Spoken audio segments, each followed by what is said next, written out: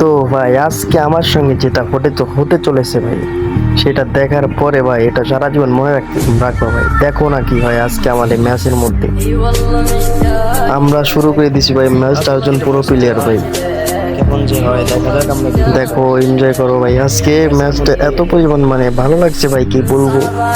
মানে কিলের কোনো অভাবই নাই ভাই, এত পরিমাণ কিল আজকে হয়েছে আমাদের ম্যাচে। তোমরা দেখতে থাকো কি হয়, খেলাটা কি হয় দেখো।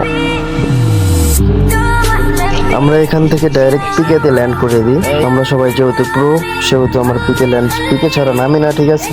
তো আমরা পিকেতে ল্যান্ড করে দিলাম, দেখো কি হয়।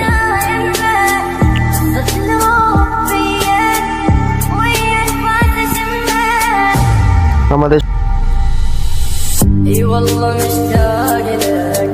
সঙ্গে একটা স্কট নামছে,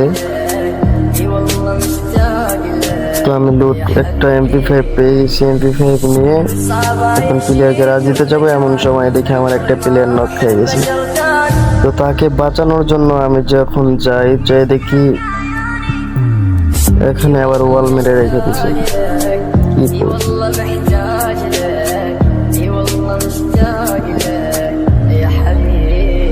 এখান দিয়ে আমি আবার ওইখানে যাই, আবার একজন নক। আমি খেয়ালই করি না, আমিও খেয়ে গেলাম আবার নক।